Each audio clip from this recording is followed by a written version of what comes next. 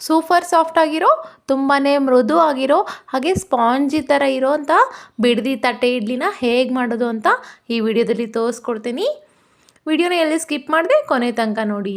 Hi hello ನಮಸ್ಕಾರ friends, welcome back to Meghna's cooking channel. Ration ಅಕ್ಕಿನ ಬಳಸ್ಕೊಂಡು ಸೂಪರ್ ಸಾಫ್ಟ್ ಆಗಿರೋ ಸ್ಪಾಂಜಿ ಥರ ಇರೋ ತಟ್ಟೆ ಇಡ್ಲಿನ ಮನೆಯಲ್ಲೇ ಹೇಗೆ ಮಾಡೋದು ಅಂತ ತೋರಿಸ್ಕೊಡ್ತೀನಿ. ಕೆಲವೊಂದು ಟಿಪ್ಸ್ ಹಾಗೂ ಟ್ರಿಕ್ಸ್ನ ಬಳಸ್ಕೊಂಡು ಈ ತಟ್ಟೆ ಇಡ್ಲಿನ ಮಾಡ್ತಾಯಿದ್ದೀನಿ. ಹಾಗಿದ್ರೆ ಈ ತಟ್ಟೆ ಇಡ್ಲಿ ಮಾಡೋ ವಿಧಾನ ಹೇಗೆ ಅಂತ ನೋಡ್ಕೊಂಬರೋಣ ಬನ್ನಿ. ಮೊದಲಿಗೆ ಒಂದು ಪಾತ್ರೆ ತೊಗೊಂಡು ಅದಕ್ಕೆ ಒಂದು 3 ಗ್ಲಾಸ್ ಆಗೋಷ್ಟು ರೇಷನ್ ಅಕ್ಕಿನ ಹಾಕ್ತಾಯಿದ್ದೀನಿ. ಈ ಗ್ಲಾಸ್ ಅಳತೆಯಲ್ಲಿ 3 ಗ್ಲಾಸ್ ರೇಷನ್ ಅಕ್ಕಿ ತೊಗೋತಾಯಿದ್ದೀನಿ. ಹಾಗೆ ಮತ್ತೊಂದು ಪಾತ್ರೆಯಲ್ಲಿ ಅದೇ ಗ್ಲಾಸ್ ಅಳತೆಯಲ್ಲಿ 3/4 ಕಪ್ನಷ್ಟು ಉದ್ದಿನಬೇಳೆ ಹಾಕ್ತಾಯಿದ್ದೀನಿ. ಹಾಗೆ ಅರ್ಧ ಕಪ್ನಷ್ಟು ಸಬ್ಬಕ್ಕಿ ಕೂಡ ಯೂಸ್ ಮಾಡ್ತಾಯಿದ್ದೀನಿ. ಹಾಗೆ ಅರ್ಧ ಕಪ್ನಷ್ಟು ಮೀಡಿಯಮ್ ಸೈಜ್ ಅವಲಕ್ಕಿನ ಹಾಕ್ಕೋಬೇಕು. ಇದಕ್ಕೆ ನೀರನ್ನ ಹಾಕೊಂಡ್ಬಿಟ್ಟು ಚೆನ್ನಾಗಿ 2ರಿಂದ 3 ಬಾರಿ ವಾಶ್ ಮಾಡಬೇಕು. ರೇಷನ್ ಅಕ್ಕಿಲಿ ತುಂಬಾ ಡಸ್ಟ್ ಇರೋದ್ರಿಂದ ಒಂದು 3ರಿಂದ 4 ಬಾರಿ ಆದರೂ ಚೆನ್ನಾಗಿ ವಾಶ್ ಮಾಡಬೇಕು. ವಾಶ್ ಮಾಡಿದ ನಂತರ ಇದಕ್ಕೆ ನೆನೆಯೋಕ್ಕೆ ಎಷ್ಟು ಬೇಕೋ ಅಷ್ಟು ನೀರನ್ನ ಹಾಕಿಬಿಟ್ಟು ಒಂದು 7ರಿಂದ 8 ಅವರ್ನಷ್ಟು ನೆನೆಸಬೇಕು. ಈ ಇಡ್ಲಿ ಮಾಡಬೇಕಾದ್ರೆ ನೆನ್ಪಿಟ್ಕೊಳ್ಳಿ, ಅಕ್ಕಿನ ಸಪ್ರೇಟಾಗಿ ನೆನೆ ಹಾಕಬೇಕು. ಉದ್ದಿನಬೇಳೆ, ಸಬ್ಬಕ್ಕಿ, ಅವಲಕ್ಕಿನ ಮಾತ್ರ ಸಪ್ರೇಟಾಗಿ ನೆನೆ ಹಾಕಬೇಕು. ಮಿಕ್ಸ್ ಮಾಡಿ ನೆನೆ ಹಾಕಬಾರ್ದು. ನಾನಿಲ್ಲಿ ಬೆಳಗ್ಗೆನೇ ನೆನೆ ಹಾಕ್ಬಿಟ್ಟಿದ್ದೆ. ಒಂದು 8ರಿಂದ 9 ಅವರು ನೆಂದಿದೆ. ನೋಡಿ ಎಷ್ಟು ಚೆನ್ನಾಗಿ ನೆಂದು ಬಂದಿದೆ. ಸಪ್ರೇಟಾಗೆ ನೆನೆ ಹಾಕಿದರೆ ಮಾತ್ರ ತುಂಬಾ ಸ್ಪಾಂಜಿಯಾಗಿ ಇಡ್ಲಿ ಬರ್ತವೆ. ನೋಡಿ ಎಷ್ಟು ಚೆನ್ನಾಗಿ ನೆಂದಿದೆ. ಈ ರೀತಿ ಒಂದು 7ರಿಂದ 8 ಅವರ್ ನೆನೆಸ್ಕೊಂಡ್ರೆ ಸಾಕಾಗುತ್ತೆ. ನೆನೆಸಿರೋ ನೀರನ್ನ ತೆಗೆದುಬಿಟ್ಟು ಇಲ್ಲಿ ಒಂದು ಜಾರನ್ನ ತೊಗೊಂಡ್ಬಿಟ್ಟು ಫಸ್ಟಿಗೆ ನಾನು ಉದ್ದಿನಬೇಳೆ, ಸಬ್ಬಕ್ಕಿ ಹಾಗೆ ಅವಲಕ್ಕಿನ ರುಬ್ಕೋತಾ ಇದ್ದೀನಿ. ಸ್ವಲ್ಪ ಸ್ವಲ್ಪ ನೀರು ಹಾಕ್ಕೊಂಡ್ಬಿಟ್ಟು ತುಂಬ ನುಣ್ಣಗೆ ಪೇಸ್ಟ್ ಮಾಡ್ಕೋಬೇಕು. ನೋಡಿ ಈ ರೀತಿಯಾಗಿ ಫುಲ್ಲು ನೈಸಾಗಿರಬೇಕು. ಆ ಥರ ಪೇಸ್ಟ್ ಮಾಡ್ಕೋಬೇಕು. ಅದನ್ನು ಒಂದು ಪಾತ್ರೆಗೆ ಹಾಕ್ತಾಯಿದ್ದೀನಿ. ನೀವು ಬೇಕಂದರೆ ರುಬ್ಬೋ ಕಲ್ಲಲ್ಲಿ, ಗ್ರೈಂಡರಲ್ಲಿ ರುಬ್ಬಿಸ್ಕೊಂಬರ್ಬೋದು. ಅದು ಕೂಡ ತುಂಬಾ ಚೆನ್ನಾಗಿ ಬರುತ್ತೆ.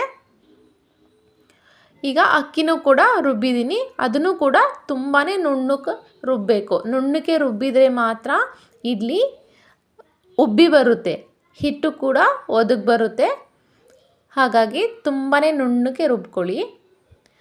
ಈಗ ಅಕ್ಕಿ ಹಾಗೆ ಉದ್ದಿನಬೇಳೆ ಮಿಕ್ಸ್ ಎಲ್ಲ ಚೆನ್ನಾಗಿ ನುಣ್ಣಗೆ ರುಬ್ಕೊಂಡು ಒಂದು ಪಾತ್ರೆಯಲ್ಲಿ ಹಾಕಿದ್ದೀನಿ. ಇದು ಚೆನ್ನಾಗಿ ಮಿಕ್ಸ್ ಆಗಬೇಕಲ್ಲ, ಆ ಸ್ಪೂನಿಂದ ಕಲಿಸೋದಕ್ಕಿಂತನೂ ಕೈಯಿಂದ ಈ ರೀತಿ ಫ್ಲಫಿ ಆಗೋ ತನಕ ಚೆನ್ನಾಗಿ ಮಿಕ್ಸ್ ಮಾಡಬೇಕು.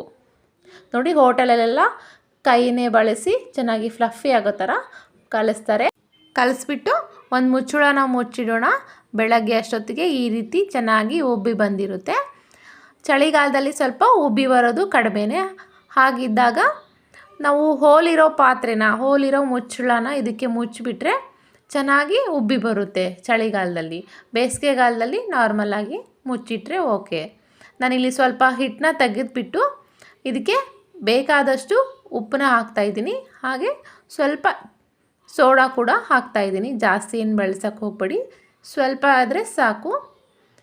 ಉಪ್ಪು ಹಾಗೆ ಸೋಡಾ ಹಾಕೊಂಡ್ಬಿಟ್ಟು ಮತ್ತೆ ಒಂದು ಸಾರಿ ಚೆನ್ನಾಗಿ ಮಿಕ್ಸ್ ಮಾಡ್ಕೊಳ್ಳಿ.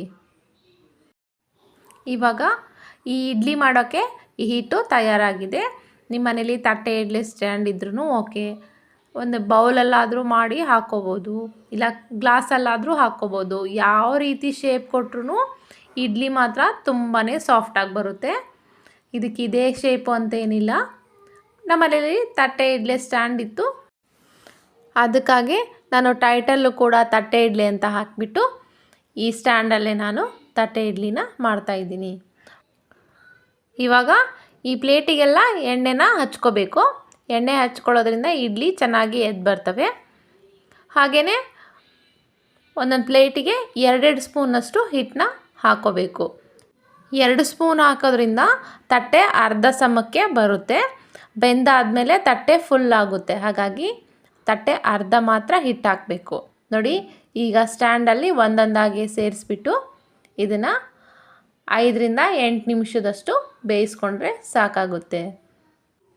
ನೋಡಿ ಈ ಇಡ್ಲಿನ 5ರಿಂದ 8 ನಿಮಿಷದಷ್ಟು ಚೆನ್ನಾಗಿ ಬೇಯಿಸ್ಕೊಂಡಿದ್ದೀನಿ. ನೋಡಿ ನಾವು ಹಾಕಿರೋದು ಅರ್ಧ ಹಿಟ್ಟು ಮಾತ್ರ ಇತ್ತು. ಇವಾಗ ಫುಲ್ ತಟ್ಟೆ ಆಗಿದೆ. ಎಷ್ಟು ಚೆನ್ನಾಗಿ ಉಬ್ಬು ಬಂದಿದೆ ಇಡ್ಲಿ. ಇವಾಗ ಒಂದೊಂದಾಗಿ ತೆಗೆದಿಟ್ಬಿಟ್ಟು ಸ್ವಲ್ಪ ಹೊತ್ತು ಆರಿದ ನಂತರ ಅದಾದಮೇಲೆ ಈ ರೀತಿ ಒಂದು ಸ್ಪೂನೋ ಒಂದು ನೈಫೋ ಏನೋ ತೊಗೊಂಡ್ಬಿಟ್ಟು ಇಡ್ಲಿನ ತೆಗಿಬೇಕು. ನಾನು ಸ್ವಲ್ಪ ಬಿಸಿ ಇರುವಾಗಲೇ ತೆಗೆದ್ಬಿಟ್ಟೆ. ಹೀಗಾಗಿದೆ ನೋಡಿ, ಎಷ್ಟು ಸೂಪರಾಗಿ ನೈಸಾಗಿ ಬಂದಿದೆ. ಸಬ್ಬಕ್ಕಿ ಹಾಕೋದ್ರಿಂದ ತುಂಬಾ ನೈಸಾಗಿ ಬರ್ತವೆ. ನಿಮಗೂ ಈ ರೆಸಿಪಿ ಇಷ್ಟ ಆಗಿದೆ ಅನ್ಕೋತೀನಿ.